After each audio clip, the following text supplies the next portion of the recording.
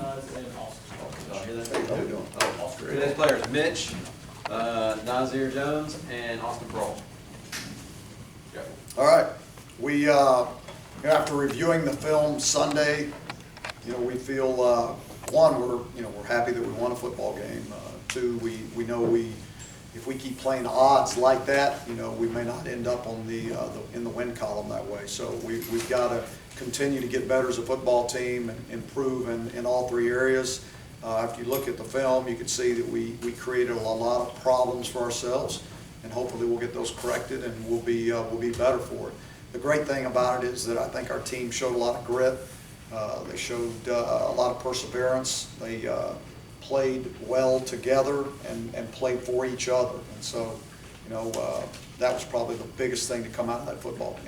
Did you notice kind of an extra pep in the step yesterday around the building after that? No. It was kind of just back to work business as usual. Yeah, it was Sunday for them. I mean, it really was. They, I wish I could tell you that their eyes were lit up and they were all excited, but I mean, it was just like they are every Sunday. I mean, they come in business-like and they know what has to be done and they go to work and do it. Isn't that a good thing?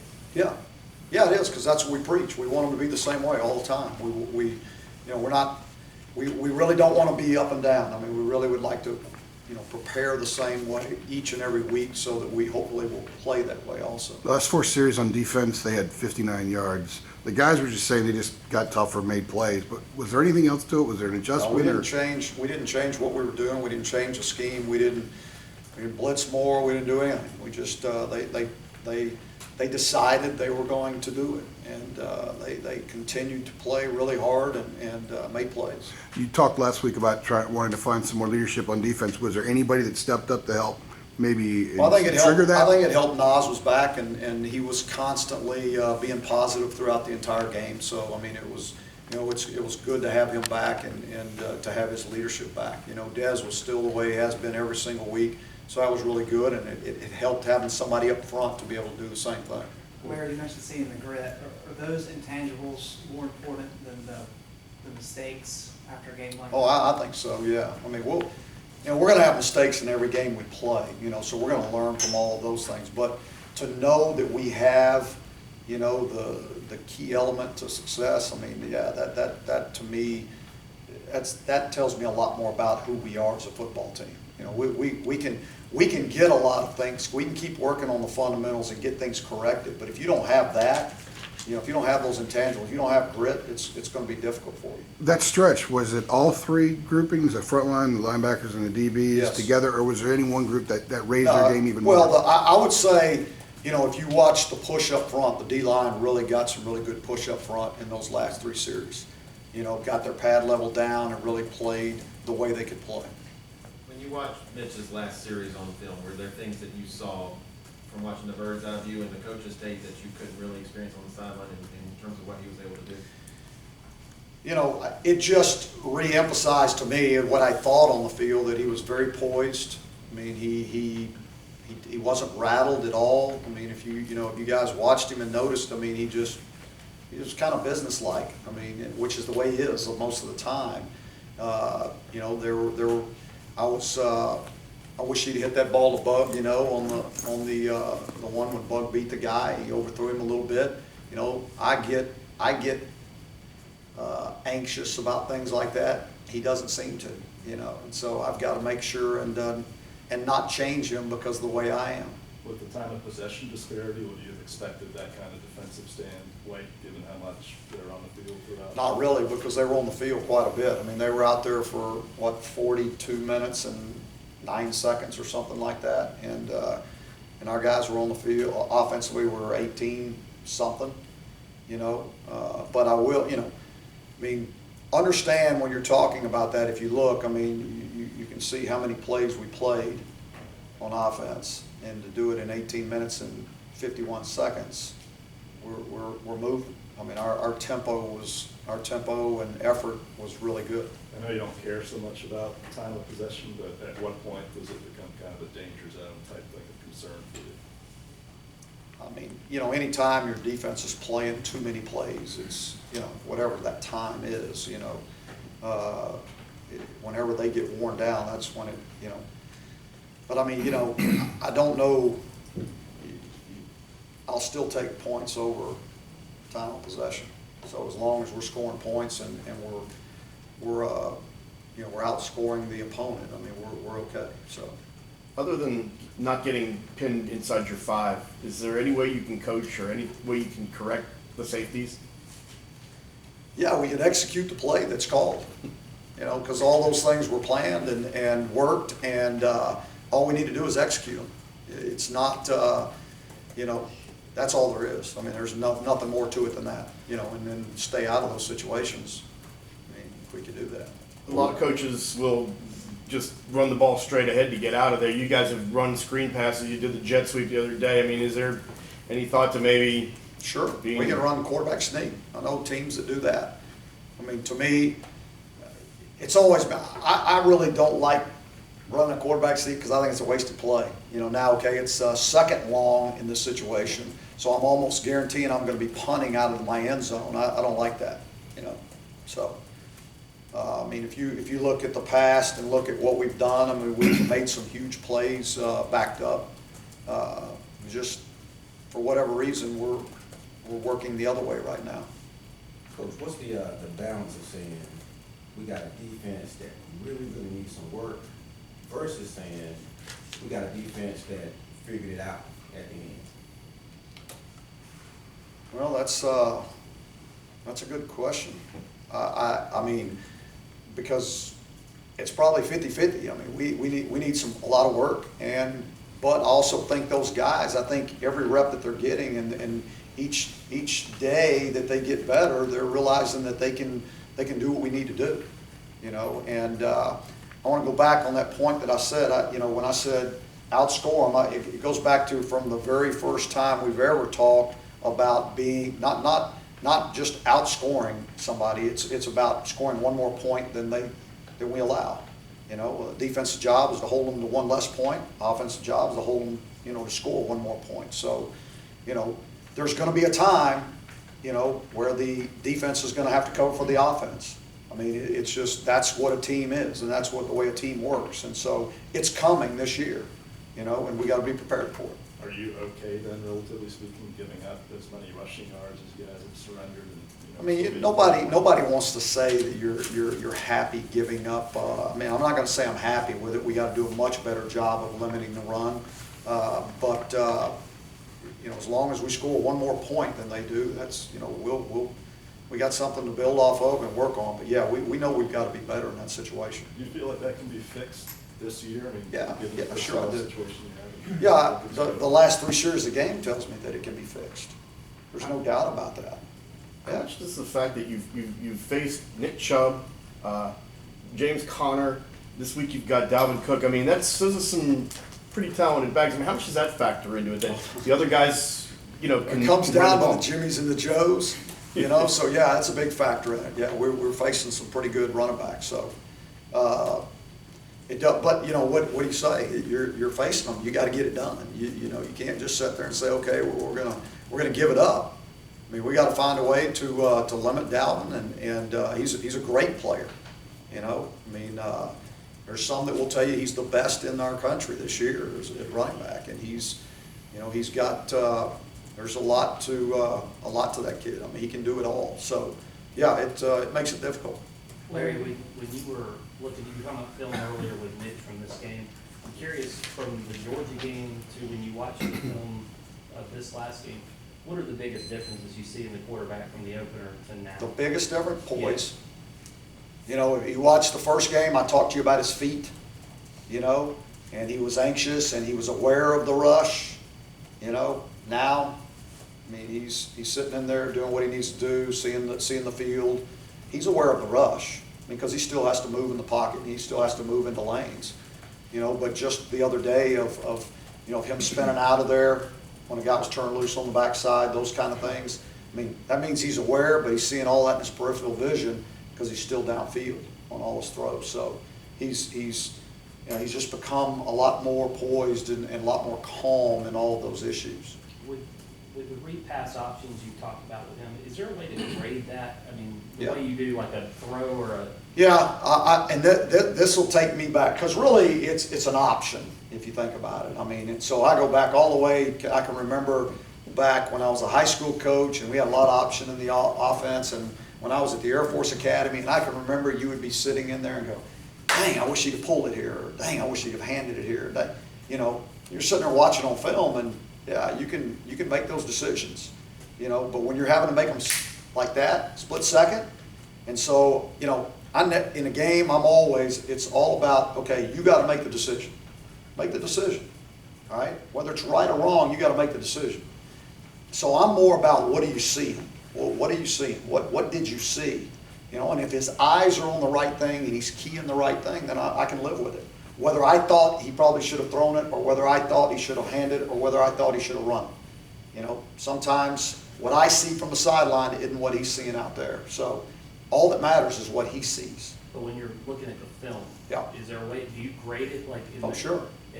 Has there been a change in that from the opener to now that Mitch is better at it, just from experience of being under? He's been better in some situations and he hasn't in others. I mean, it's, you know, I don't know if he will, because of all we put on him, I don't know if he'll be 100% on a game.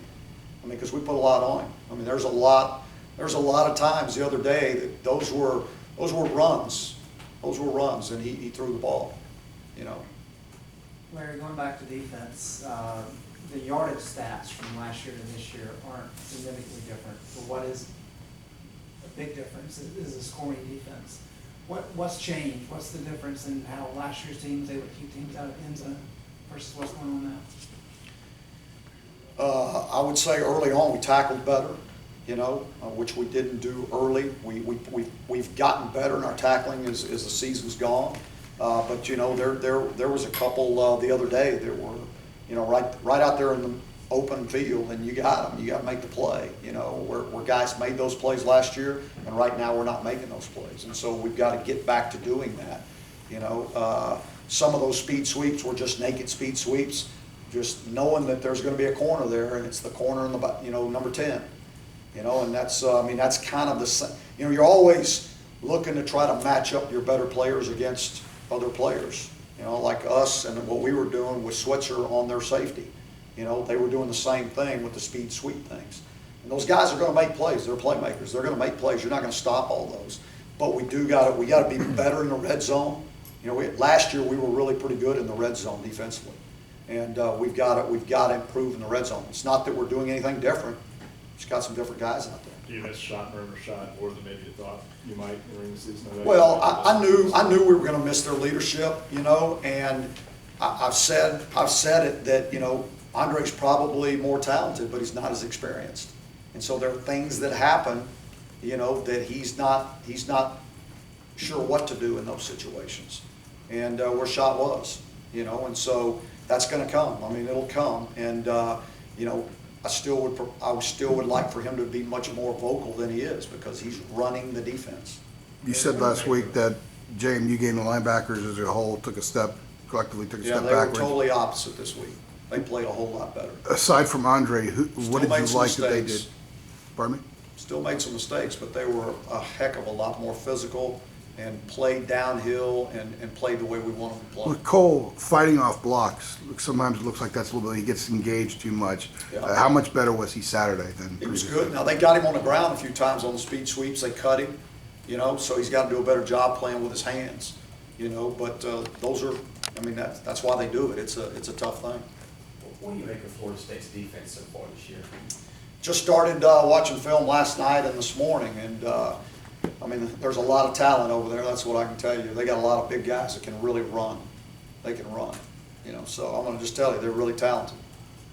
What lessons from the Georgia game do you think that you guys can apply this week?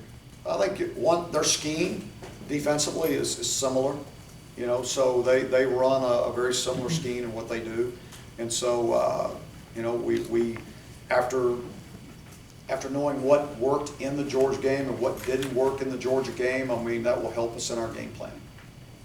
As a head coach, have you had to kind of coach up Trey Scott to encourage him, just to keep on coaching with all the stuff he's had to deal with? I do that with all of our coaches. I mean, they're all my responsibility, and so, I mean, I chew on them when I think they need to be chewed on, and I encourage them when I think they need to be encouraged, and I mean, that's my job, you know, is to make sure they have everything they need, and you know, support you know, morally is part of that. And so, yeah, I mean, it's, one thing I can tell you, we're not gonna get an influx of new players. We're not getting anybody off the wire or anything. I mean, so we're gonna play with who we got, and so we gotta coach them up, and we gotta get them ready. Have you found Coach Scott to be down or frustrated? No, that dude's one of the most positive guys that's on this football team. I mean, just talk to him. He's always positive.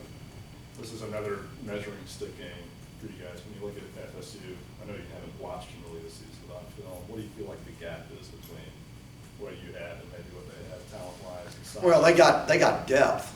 I mean, they got guys that can run at every position, and they got depth. I mean, whether it's the first group or the second group that's in there, they got a lot of depth. And so that's probably the biggest difference right now. They haven't played especially well defensively against the pass, too. You notice some deficiencies there, and what do you think is going on with that for them? You know, I don't know. I don't know what that answer is. I mean, you know, and again, I hadn't got into them deep enough yet this morning, but all I know is they're really, really talented. I mean, you watch the guys that make certain plays, and you go, wow. You know, I mean, it's they got guys that can run, they got guys that cover ground, they got guys that can get off of blocks. I mean, they got a really good defense. What was the locker room like after this game, and maybe compare it to after Virginia Tech game last year or Georgia Tech game last year to come back win and seal the Coastal? I think they were just, I mean, same way. I mean, they're, you know, what, I mean, now if you say, what was the locker room between this game and JMU, there was a huge difference, you know. I mean, it was, you know, but, I mean, we try to enjoy wins, I mean, because they're hard to come by, and so, you know, and then you win in that fashion. You're only ahead for 2 seconds in the whole game, you know. I mean, they were excited. I mean, they were ecstatic, and you know, they realize the lessons too, because they're bringing it up in the locker room, you know, about what this can do for our football team going forward. Nick's only had, what, 6 opportunities, 6 field goal attempts. He had a couple of misses. Are you seeing anything with the Coast, the one in Illinois and the one the other day, or? You know, I really attribute a lot, you know, because he hit the ball where he wanted to against Illinois. I mean, he really did. That's where he planned on hitting it, and then he didn't realize the wind was going to take it the way it did. And, I mean, he had calculated for the wind, but not enough, you know, with that kind of crosswind that was coming across there. Yesterday, he just didn't hit it well, you know, or Saturday, he just didn't hit it well. That's all. Have you schemed against a Jimbo team before? I don't know if you guys have faced off against Yeah, Jimbo was at Florida State as an offense coordinator when I was at University of Florida. And let's see, before that, I think, no, that may have been it right there. You mentioned the Florida State depth. Does having your defense play as long as they did Saturday? It's hard. Practice, is that a good practice for playing against a team with depth because of how much more refreshed a deeper team will be on Saturday? It's no matter how you cut it, when you play a lot of plays, it wears you down, it wears your body down. I mean, you know, so the rest and recovery is so important for us. You know, because I can tell you defensively, the amount of plays they've played now compared to last year at this time, there's a difference. So I worry about that. I worry about that for this game. I worry about it for the future, you know, in those bodies holding up, no matter what condition they're in, you know, I worry about that.